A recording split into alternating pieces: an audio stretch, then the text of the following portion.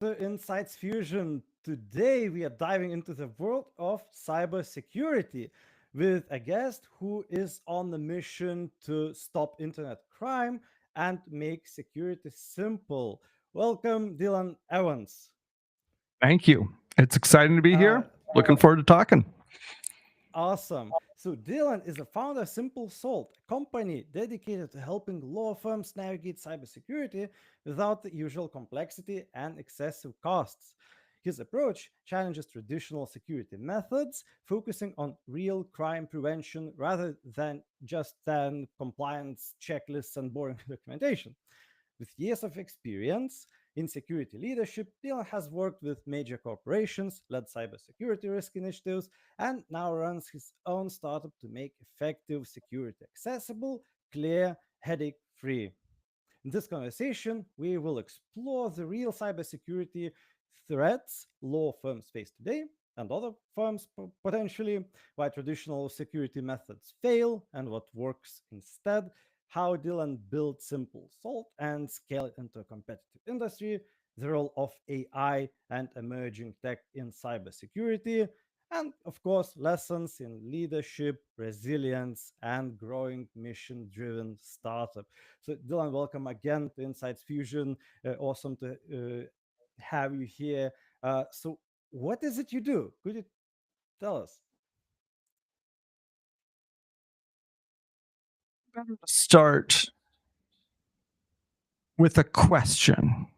If you needed to solve a cybersecurity problem for your business, you had a concern that there was risk, where would you go to solve that, or like to find out if it was a real problem or what you should do about it?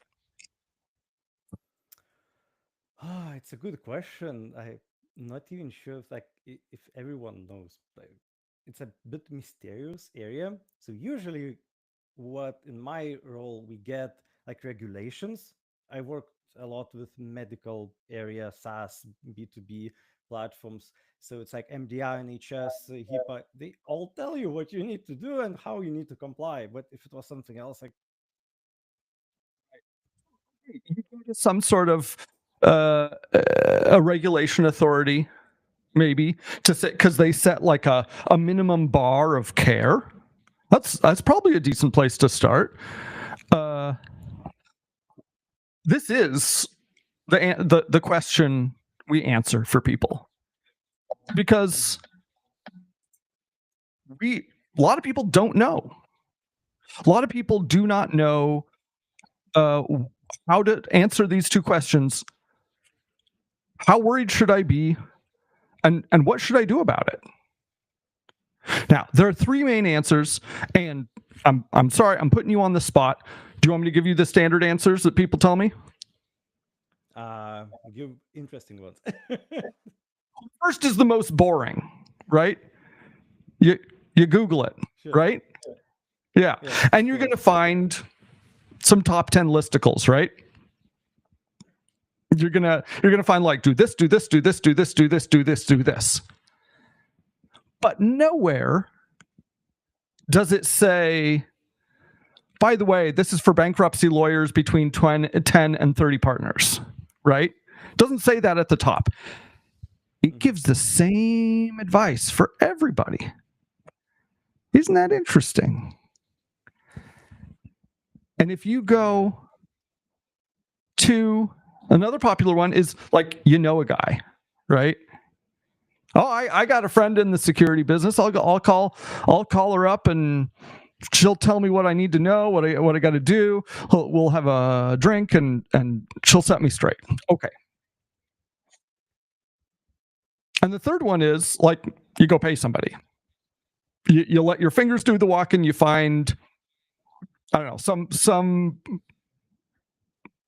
cyber firm that, and you ask them these questions, and you pay them $20,000-$40,000, and they give you a report, right, of trying to answer these questions.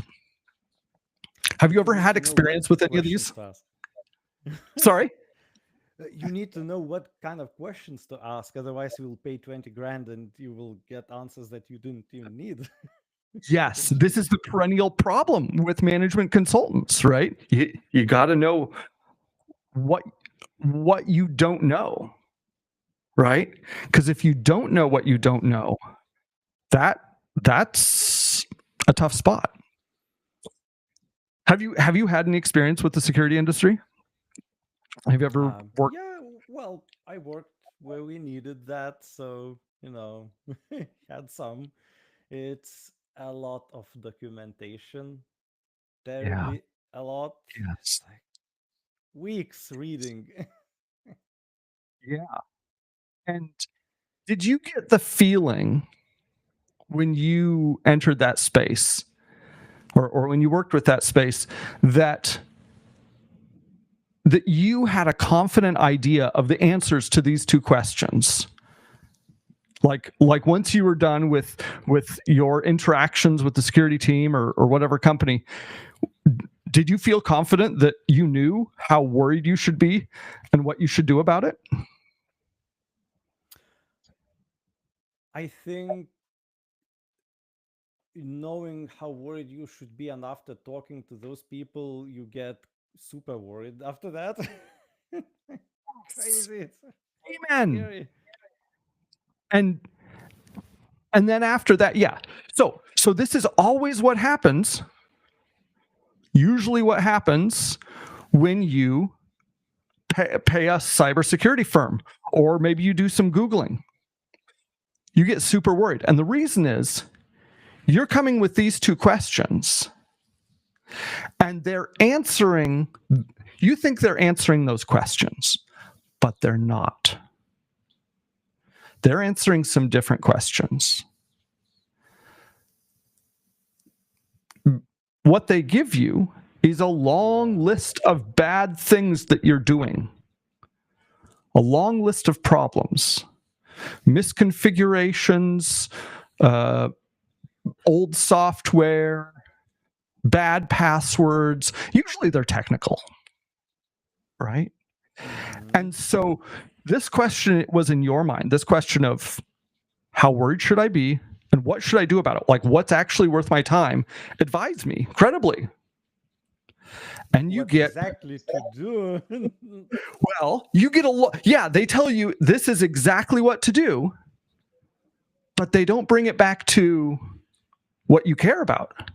And so the implicit assumption is if you do all these things that they say on their checklist, on their, all the problems they found, you'll be fine.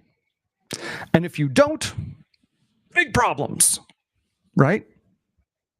This is the implication of the service. And even if you ask Still them, vague. It's still vague. What problems exactly? and maybe you ask them, maybe you do know what you need to ask, and so you ask, okay, great, I have 7,500 problems to solve, but how worried should I be? Like, this is what I care about. Here's where the revenue is. Here's which, I don't know, customers are on the line and are willing to drop us. And here's what my CEO cares about. Here's, like, we got a consent decree. I don't know. These things are important, I know. Weigh it with the other, with your stuff. Tell me where it should fit in those priorities. Exactly. And they hardly ever do. They'll respond with, well, there is significant risk in these issues. And they'll prioritize them amongst themselves, but they won't bring them back to what you already know about and what you already care about.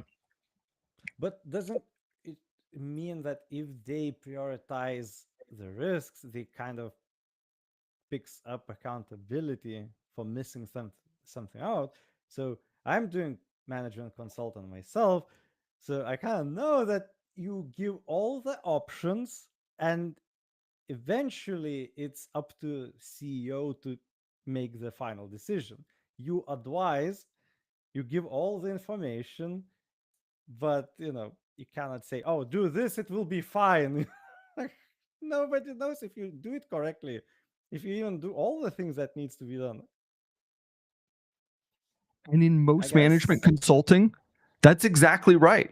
Like cost takeout, profit optimization, like waste reduction, like scrap reduction. These are known problems, and management consultants are very good at it. The difference with cyber, do you fit in one of those buckets? Like, is your management consulting a little more well understood? It's technical mostly, like product, like development, engineering. Building like both departments, all around that kind of areas. Yeah. So there is cybersecurity component also. Yes, there is. Okay. Well, this is great then. This is great. You're going to know more than most. All right. The hidden agenda, the hidden question that those cyber folks are going to be answering is not how worried should I be? It's if a bad thing happens, am I going to be blamed for it? And like, will I be able to defend myself?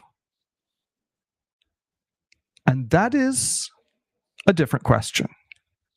For some industries, it's the same question because what's good is the same as what's defensible, right? If you're doing the right thing, it's defensible. But cyber moves fast and the law moves slow. Right? So what worked 10 years ago hasn't worked for 8 years. But precedent gets established in the courts so slowly that it's only beginning to be defensible now. If your customer comes to you and says, these are all the things they want you to do for cyber compliance, due diligence checklist or something, there's some truly ancient things on there that were good ideas in 2003. And haven't been effective for not much long after that. And so in cyber anyway, the set of things that are effective, that stop crime, have almost no overlap with the set of things that make you defensible. And so when you get a cyber consultant or a risk assessment or something, they're not trying to make you crime resistant. They're trying to make you defensible because that's the incentive of most of the people, the departments that are hiring them. You comply with all the regulations. If something happens, you have the document. You say, I did everything I could. Yes, I did what a reasonable person would do. And this is the other, you said, oh, in security, there's so much documentation, right? Mm-hmm. It's the same incentive at work, because if you do all the right things, but you can't prove it, you're wasting your time. So you have to be very defensible, do all the right things, and then document that you have done all the right things, provably, like in a court of law. That is success for business security leadership, usually. Well, I understand how legal would look into it. It makes sense. But there would still be a massive damage for the brand itself if you leak all the, let's say, SSNs, all those codes, for example. Nobody ever will want to have anything to do with you anymore if they know about it, of course. Right. And so the incentives for the stakeholders, the owners of the business, are different than the incentives of the person signing off on a buying order for a cyber like advisory. And the owners are rarely educated enough to know the difference there. I mean, most people don't know the difference. Even in cyber, this is a understood secret, but it takes you like 5 or 10 years to figure it out. And by the time you do, you're committed, right?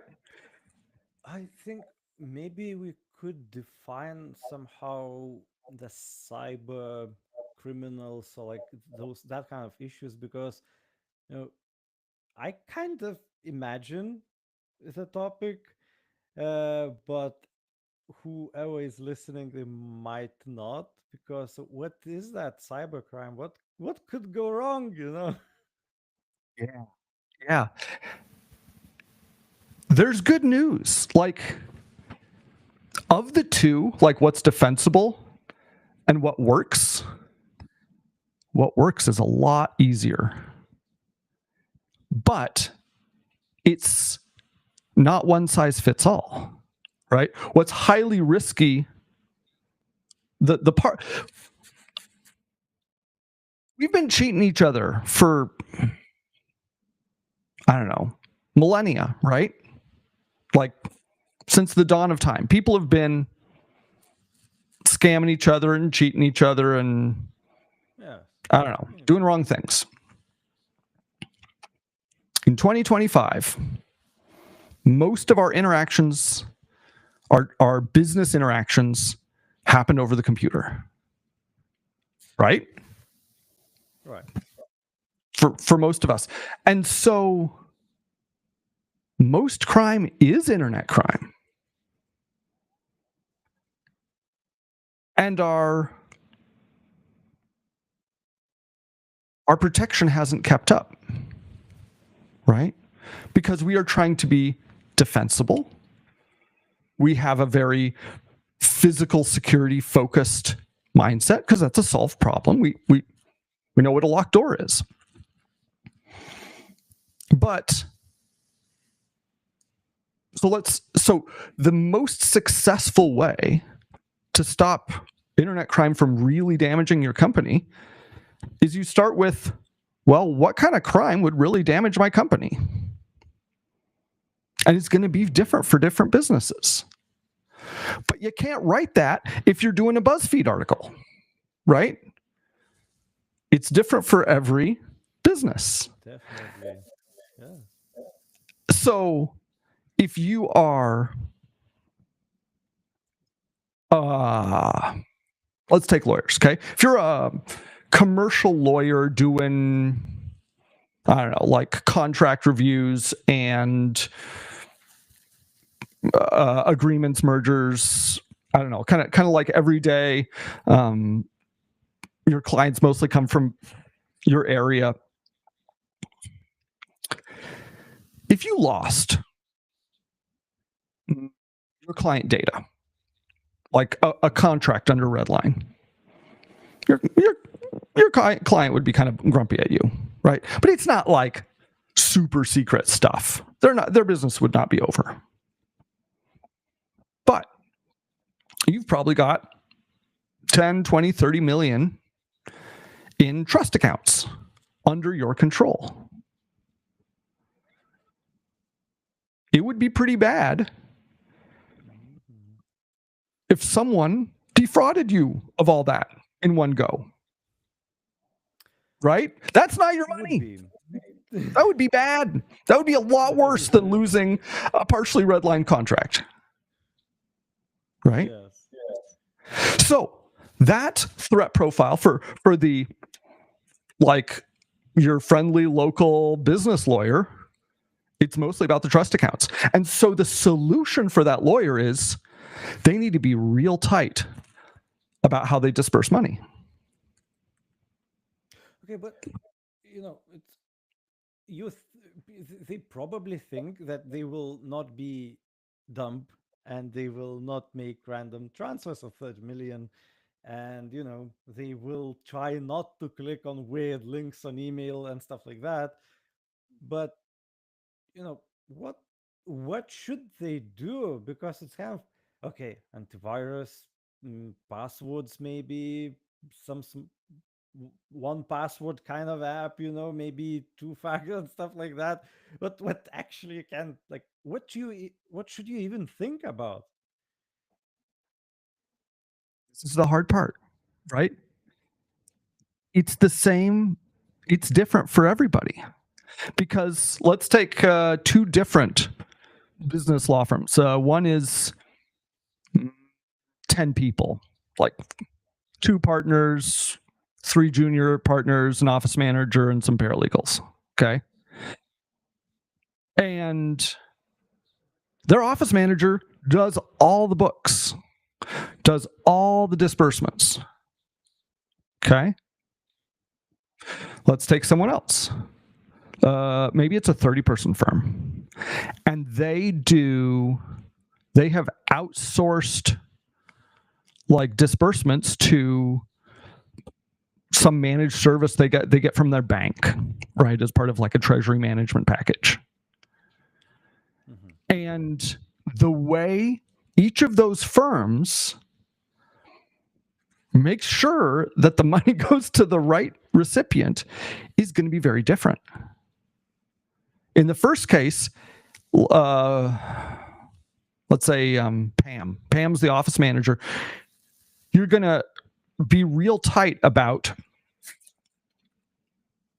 like, you can add a lot of control these days to making separating who gets paid from actually making the payments, right? So maybe Pam isn't able to key in ACH details or change wire transfer details. Maybe somebody else does that, and it's all either in person or on video, or maybe it's written into the contract, right? That's a real strong way of showing people that you're serious about this. This is the number I'm paying, only and ever, unless we rev the contract. That's a simple change. And Deb says, okay, this person, like client A, the settlement is done. It's time to get them paid. All right, the amount is this. And she finds the preset person that had already been added to the system as an approved like payee, and says, okay, this amount, and keys it in. That alone solves a huge amount of fraud compared to having just one person do it. Right. And you're not just worried about Pam either, right? A lot of people, when you bring up this situation, think, oh, well, I trust Pam. Pam's great. She's as honest as can be. She'd never do me wrong. You're right. But you're not worried about Pam. You're worried about Pam and anyone who can pretend to be Pam, which is a little harder. That stuff I've seen in Yes. real life. Yeah. And people make this false equivalence between the person and their judgment and trustworthiness and the access and account.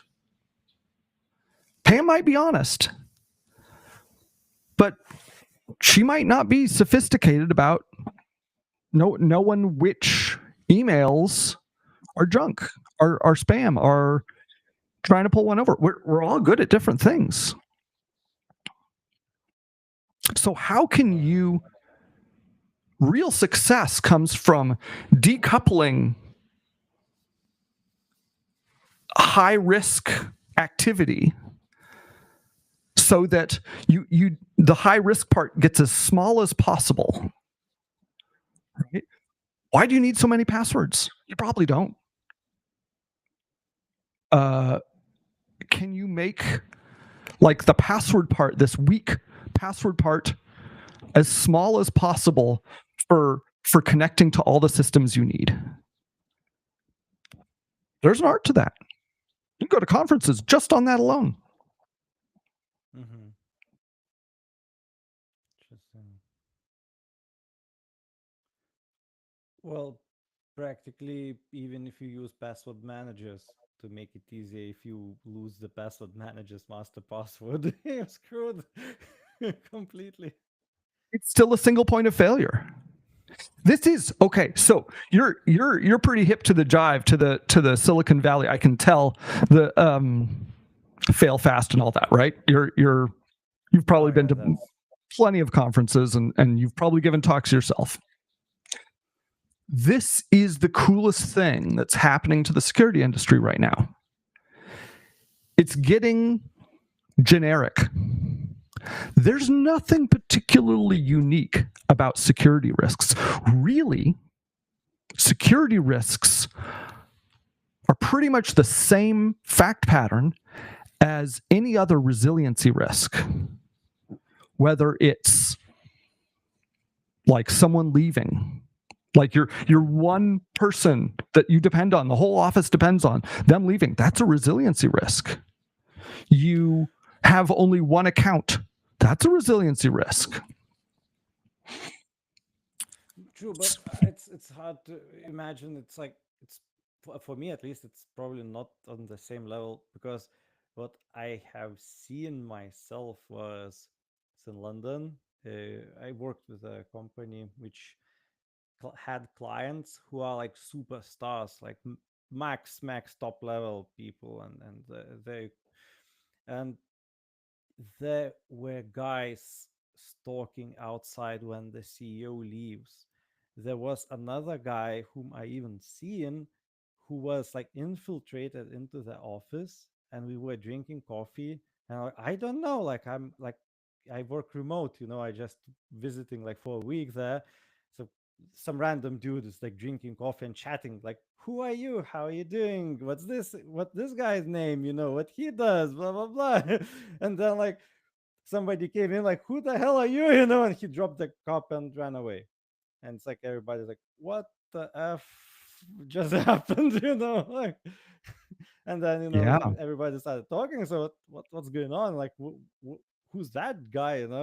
And then a couple, I think, days later, CEO left, and one of the ladies who was able to do transactions got an email from supposedly the CEO.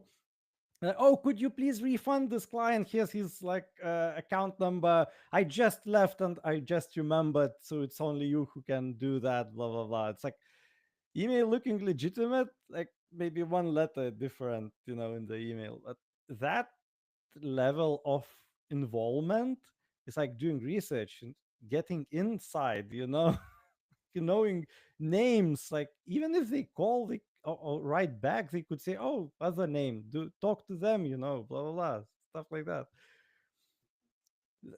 This is one of the worst, the most painful parts for like medium growing law firms, like 50 to 100 people, to come to grips with. The managing partners usually succeed because they're in control. They know what's going on and they're making sure it's all good.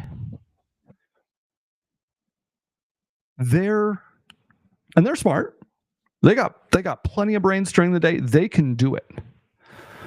But each detail takes up more space in their brain. And at some point, they become the single point of failure. Maybe not through their judgment, but if they are inconsistent about how they ask, how they direct work, the people around them wouldn't know to question an imposter. And so a lot of the time you get great results from just standardizing the way these risky activities are done. Why should the CEO be directly involved in a customer refund. That, I mean, maybe he or she should know about it, but a refund, that's a finance thing. That's a contractual thing, right? Right. I'm a CEO. I don't want to be the only one making a judgment call about, I don't know, like a $10 million transaction, right? I got people for that. True. Well, I guess it depends on the size of the company. So if it's like enterprise, 1,000 employees, definitely CEO won't. I imagine they don't even want to know that stuff. But if it's And yeah, you're right. If it's a 50-person firm, odds are good they're getting involved in all that stuff. Mhm. But that's the point at which they need to start letting go, I've noticed, because it usually happens when there's when it's not just one management layer. When you have one senior partner and you've got like attorneys working under them, doing case, and the senior partner's off like selling to big clients, right? Standard pattern. And like getting involved in little ones and having their name on the cases. That I think works pretty well. This pattern of like they are involved in the day-to-day. Mhm. But these are the riskiest activities. So they feel like these are the last ones I want to let go. And they don't recognize, paradoxically, those are the ones they need to let go first. Because like every other person on the planet, they judge themselves by their best performance, right? They feel super confident at 3 p.m. They got a lot of stuff done. Everybody's happy with them. They're at the top of their game. They're super sharp. But the them that they need to protect is the them that's cramming emails on a Sunday morning at 6:40, just trying to get stuff out of the way. That's the them who's going to fall for something. And delegating means that the 6:40 a.m. on a Sunday you isn't doing that stuff. It's somebody else at their 3 p.m. sharp as they can be. And it's hard. It's hard to know when to make that transition. But I can imagine there's some ego element there. Yeah. So lose big portion of control. I can imagine like how that might feel to some. And probably there's that journey. So you start small, right? So you start small, you do everything yourself. So the team grows, but if it's like 5 people team, you're not gonna give somebody else like do all those transactions. You keep going with that stuff, and it grows, and it feels so natural. Like, why would you even give this? It feels like risk to give that power to somebody else in the company. So Yeah. counterintuitive. It is deeply counterintuitive, especially for the high performance people that go off and start firms. They're very confident. And this is a tough thing. And I think a lot of firms never get over it, right? That's why you have a lot of 10 or 20 person firms. I mean, there's also a lot of efficiency benefits, but I think there are a lot of 10, 20 person firms that wish they could be bigger. But they can't seem to get over that hump.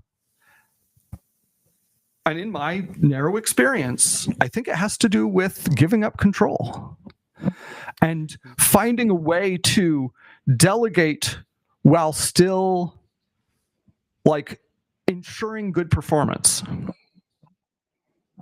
It's hard. Couple of episodes ago, I had a discussion with a guest that you should build your business as if you were like preparing to exit. Yeah, sure. Uh-huh. So exit not only as sell it, but if you exit like completely yourself and there's like your wife left or kids who would need to take over, and if you hold everything in your hands, it will fall apart even if you, let's say, get into hospital for a month. you know it that, that's the same idea, just that one was how to run it and this one how to make it secure. It's the same thing. I'm really glad you brought that up. It's exactly the same thing. Most people do not think of themselves as a source of failure. And so they have this blind spot about the risk from them. And whether you're like, this is all strategic plans, whether you're talking about managing cash flow, like a lot of partners keep that pretty tight to their chest too. And because they've been burned before about someone else not like barely making payroll that quarter or something. That's painful stuff. And when someone else fails you, there's this instinctual need to like, no, not doing that again. True, exactly. And I get it. But I don't know. Security is getting exciting, guys. This might be what forces you into letting go. And there's a good way and a bad way to let go of things, right? Some things you never want to let go. Your firm identity, your brand promise. What are we good at? How do people perceive us? Never let that go. Never outsource that. That's who you are. But you will never. Oh, sorry. No, go. In one big firm, when we worked, CEO was always there to review designs of the pages. Like he was super busy, huge company, but all the public stuff was reviewed. So nobody could do any dumb or weird stuff or innovate too crazy. He's like, no, not gonna happen. What is this? Yeah. Yeah, this is true. You can over control the brand. I mean, that's a whole nother conversation. How do you govern to get people to follow the substance of your vision instead of just following orders? That's a hard one. Yeah, I just thought what you meant. There are some things that you shouldn't let go, because even like if you let that go, it will change a lot, and it might be a problem. So I just chipped in, with this example. I think we can all think of plenty of companies that had amazing core aspects of their business, culture or brand vision or message, and they let that go. And it was the beginning of the end. And they got acquired 10 years later, maybe 4 years later. But there are some things you shouldn't let go. Mm-hmm. But finance and IT, you are not good at finance and IT unless you're an accounting shop or an IT shop. And even then, you probably recognize better than most that you are good at only this tiny slice, and there's so much more, right? Oh, yes. IT is become a bottleneck if you do it all yourself. Yeah, you are not good at it. And those are high-risk activities, and they require an immense amount of attention to detail, right? In security, you don't get credit for your best work, right? Mom does not put security's strongest, most excellently configured process on the fridge with the magnet. No, you get credit for the weakest one because that's what's going to get exploited to defraud you. And in a similar way, you are not good at knowing all the different things that can go wrong in finance. You run a different business. You run a lawn mowing manufacturing company. You know about lawnmowers. You know about lean manufacturing, maybe. You know about different kinds of steel, where to buy them. Mhm. You don't know about finance. You know how to read a P&L. You know what healthy looks like. But keeping up to date on the latest how to do three-way match in 2025 with intangible goods and people who text, invoice approvals, that's don't waste your time on that, man. That's not, you got better things to do with your life. Interesting. So when talking about cyber securities and cyber crime, so it's not only in the security perspective that you might imagine, oh, a burglar comes in and tries to steal your data, but security is actually way broader term. It's like security from even yourself, so you wouldn't mess up. It's security for the process and for the correctness of all the actions everybody does. It's not just like thieves outside trying to do something evil. And worse, we live in a society that's changing and trust is important. Your customers or the stakeholders in your priorities and your verticals are going to give you grief if they think you're bad at it. And they are all going to have different ideas of what bad at it is. So stopping the thief in this modern world is just a very different activity than persuading your I don't know, landlord that you're going to stop the thief. Right? And so in the most sophisticated organizations, the ones that need to take security really seriously, these are totally different departments. They got totally different success metrics, totally different cultures within each department. They do totally different activities. They talk, but the compliance and customer trust, and trust is a good word for, it's a very popular, very fad word for this idea right now. How do you communicate to all these people, regulators, auditors, customers, that you're doing a decent job? Compliance. And then crime stopping. And yeah, I think that doesn't have to be just the most sophisticated companies. We can do it too. A 10-person law firm can do it too. What you tell your customer, they don't know what they're talking about. They keep texting you bank statements. They don't know security from a hole in the ground. But what you need to tell them to make them feel comfortable and establish that trust, it's an art form. It's a competence. Okay, interesting. So I want to touch one more topic, which is very hyped nowadays, probably know already.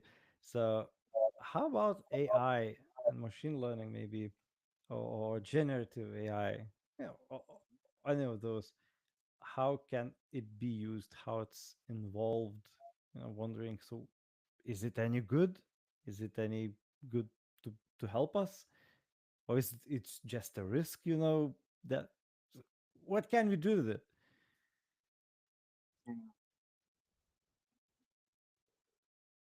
Yeah. There's a long version short version and a goofy version. Which do you want? Can you start with the goofy one and expand Yeah. later? Yeah. Okay. The goofy one is the worst thing to happen to the rest of us as far as security is concerned. Okay? Because for most of us, we do not warrant like someone coming in and pretending to have coffee and chatting people up. That's skillful. You cannot send a low salary 2-year experienced person out to do that work. That's top dollar. That kind of security effort is for CEOs and mafiosos and things like that. I don't know about you. I don't warrant that quite yet. For the rest of us, it's boring. It's like a call center in Belarus, right? They got a script. They're reading from the script. They got leads that are coming in, which is just like your name and number and might be a sucker for scenario 2, right? Warm leads. And they call the leads and they run the script just like any outbound sales call center, and they try to get the money. Whatever they need to say, they do. And that's worth it for this like low skill, I don't know, fraud scam business. If you have millions and millions and millions, then maybe you're worth sending someone, the white glove folk after. Here is where AI comes in. AI is really good at sounding persuasive, but it's really bad at being right. That is a perfect fit for a low-grade scam call center. They're going to fire folks and replace them with a chatbot, right? Pour one out for the poor, like, if not fired already, soon to be fired call center scam artist, right? Because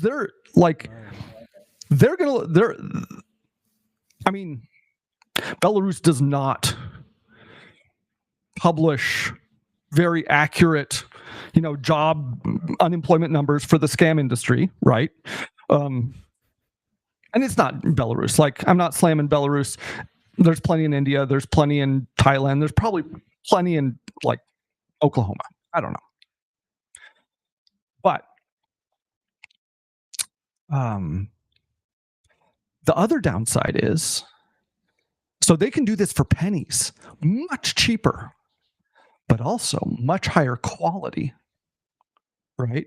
So before, you and I, it would only be worth sending someone with not a lot of experience after us.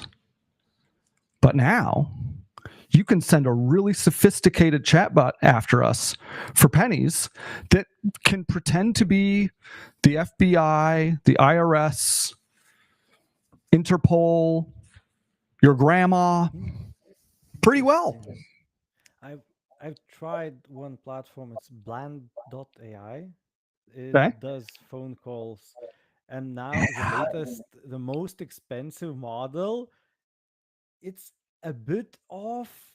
The voice sounds kind of bit weird, but if you're not messing around a lot with AI voice, you might not tell a difference.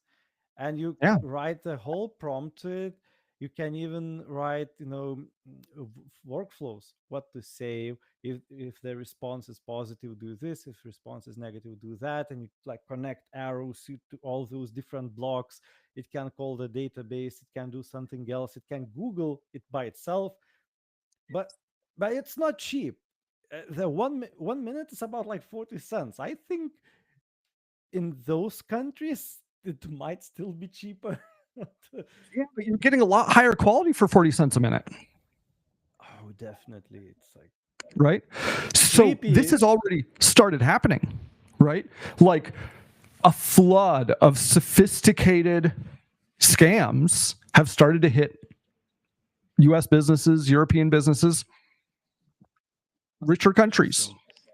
And as the sophistication and affordability of AI continues and the expertise in the scam industry in AI, how to tune it to get what they want increases, it's going to be a commodity skill.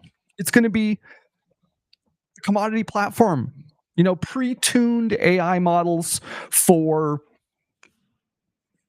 calling vulnerable elderly adults pretending to be the IRS. $40 a month. Yeah. Interesting. I can even come up with a new innocent modern scam that not you might not even understand you are doing. So there's another like startup. I think it's called usemassive.com, and there you pay about $100 for a month, and you upload your CV, you upload your skills and all sorts of things about you.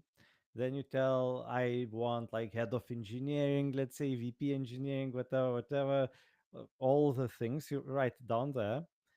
And then it generates CV based on job requirements and your original CV and sends. And they claim that they apply to about 200 jobs a month with kind of fake CVs, like adapted CVs to them. It's actually a scam. At least I think it's a scam, but the user might not really like realize what is this, you know? It's terrible. I think that is an excellent example of a deeper truth in society right now. The traditional mechanisms of trust that we've been using for the past 50, 80 years are quickly becoming irrelevant. Signatures don't really indicate who you are anymore. Anyone can replicate a signature. A phone call, just in the last several years, people can fake phone calls. People can pretty easily fake somebody else's voice and mannerisms. Video's coming next, right? And the traditional HR, like post a job rec, collect resumes, I mean, that hasn't been effective for 10 years probably. You got to know somebody, right? And so there's this, it's like a cat and mouse game between people trying to game the system and people trying to, like, who run the system, trying to keep them all at bay. And yeah, it'll be a fun one. I saw, this is a little bit off the beaten path, but I saw a fun one where people were buying the same item off Temu and Amazon. And the one from Temu takes a lot longer to arrive, especially now. But it's a lot cheaper. And then, so they'd get the Amazon one like next day. And then when they got the Temu one like a month later, they would return the Temu one as the Amazon one. Oh. Now, I'm not sure that's worth my time. But like it's a what does trust mean in a world of drop shipping? I remember there was a company that it was like directly selling some sort of high-end dog stuff, and you could either buy it on Amazon for 30% more or direct from the website. And someone was posting as an Amazon reseller, rekeying the on the website, their website, and was paying the freight to ship it directly to the customer who bought off Amazon, and pocketing the difference. They didn't have to leave their chair. Brilliant. But the problem is, people saw the box that it came in. It came from the direct manufacturer. And so they were like, oh, I didn't want to pay this much. They went and looked up the price. I didn't want to pay this much. And so they returned it. But the original seller eats the return fee, right? Not the drop shipper. And so this drop shipper can, like, at no risk to themselves, make bank. And if it goes wrong, it's like the company they're taking advantage of is the one who has to deal with all the returns. Damn. What is trust these days? It's a wild and crazy ride. We're just starting. It's like a new internet when it was like 95, 2000s. It's like wild, wild west. It's like next level. Next level, yeah. But luckily, I don't know. These things happen. In security anyway, you don't have to be immune, right? You're not going for perfect unless, like, I don't know, the Chinese military's after you, right? All you have to be is better than terrible. Because scammers are opportunists. They're going to go after the easy marks first. All you have to do is avoid being an easy mark. Exactly. And that's not so bad. Shouldn't be too hard to do Sure. that. You also got to be lucky, but risk. I think there are companies that you can hire which tries to scam your staff, and then writes a report, who fell for it. Yeah. These are great services. In security, they call them pen tests, but there's a lot of good ways of, like, paying other people to break you, to show you where you're vulnerable. The downside is, but a pen test only makes sense if you have already done the easy stuff, right? So you're looking for hard stuff. Sure. So only the really sophisticated shops who have everything together are buying pen tests, right? So customers start asking for pen tests. Do you have a pen test? Because it indicates a level of trust.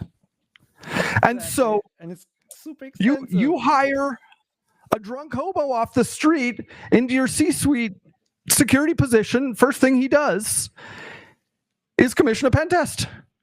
And it doesn't matter what it says, honestly. Like, he bought a pen test. Yeah, check. Proudly put on the website, the hero vlog, that it's done. And tested by this and that firm, yeah. And so pen testing is a great business. There's plenty of demand for it, if only for that reason. It is getting supplanted, though, by bug bounty programs, and I'm a huge fan. You're familiar with this, right?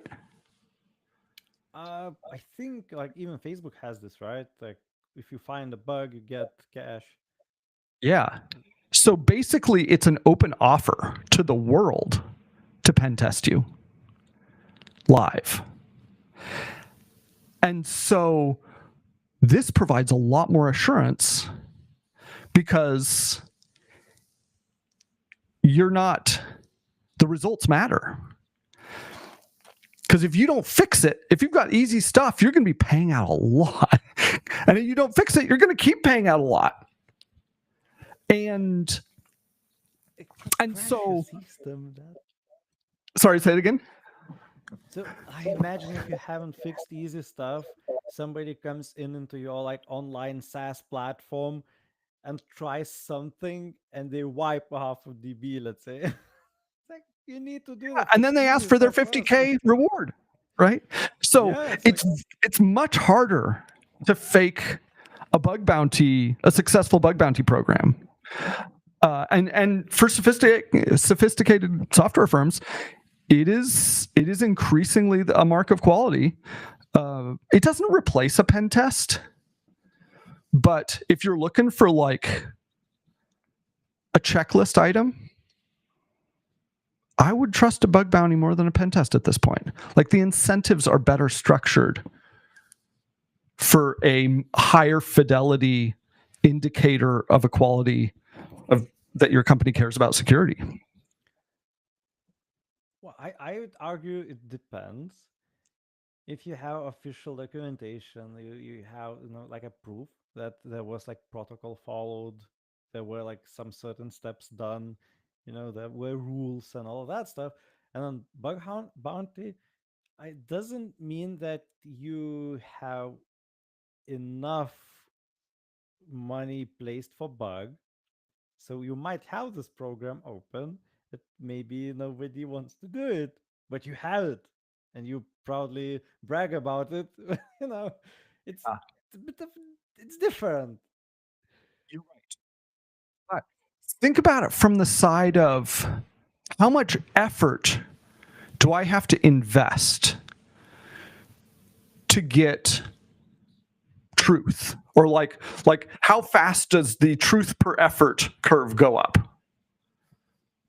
So what I want as a company, I want to spend as little effort as I can to get the best, the most accurate indication of quality that I can. And this is why we have like certifications and quality testing and audits and stuff, right? So you can get like a reasonable proxy. And so you don't have to go through the effort of checking all their stuff yourself. With a pen test, you have to go find the firm, figure out how rigorous they were, figure out how competent the people were who tested the thing, try to assess their reputation, try to assess, like, did they lob them a softball?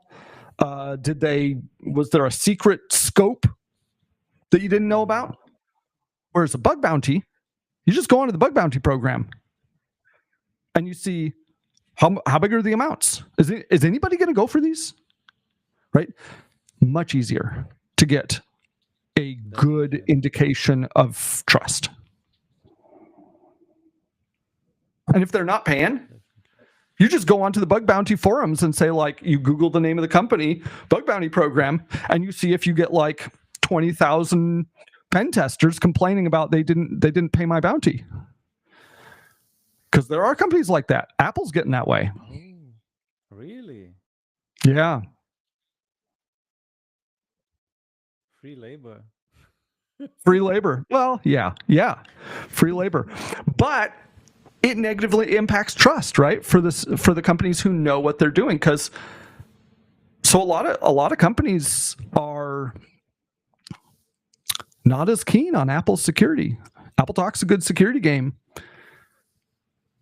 but not so much in the due diligence space. They're not at the Google level. They're not. Yeah. Well, they're very good salesmen. Sure. Yeah. They make a mean iPad. I'm not going to argue with that.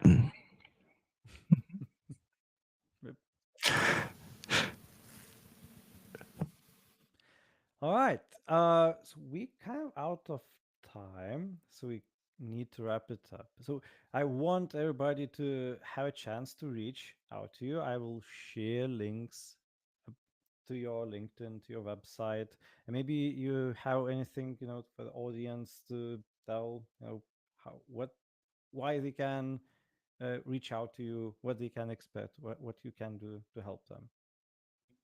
Yeah, we answered those questions. I think, as you probably could tell,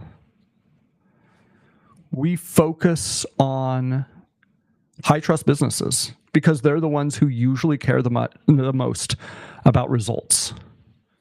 We don't talk to public companies, just privately held ones of a certain size where they're all looking for solid results. There's no weird incentives at play, like we were talking about.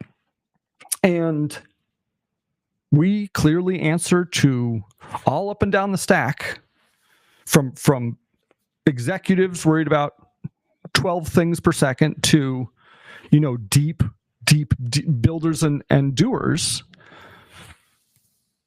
What do you need to do? And how worried should you be? And what's the easiest thing to do about it? And we also show it all on kind of a P&L, like a reverse P&L report that shows likely financial risk as a managed service. So that's kind of our calling card. I have not seen anyone do it yet. There was a company that got big, but they failed. They tried, but we do it well. Good. Good then. Awesome. Okay.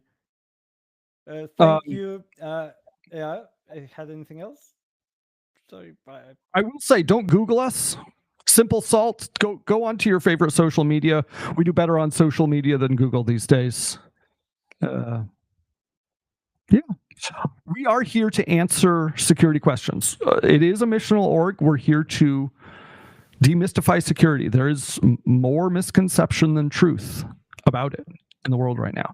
And we want to help the people who want real truth find the easy and correct answers. All right, that's all I got. Awesome. Well, it's really mysterious, a kind of grayish zone, that security and cybersecurity, all that stuff. So definitely, such companies and such services are really crucial to to even know about, to help people, because you and I like working with IT a lot. Like that's mine, bread and butter. But it's like that part is still, different, different like specialty completely. All right, so thank you everybody for listening, and subscribe, follow, don't forget, and see you soon next time in the next video. I hope you learned enough and you have something that you can apply in your own business and life. See you soon. Take care. Thank you, Dylan. Thank you.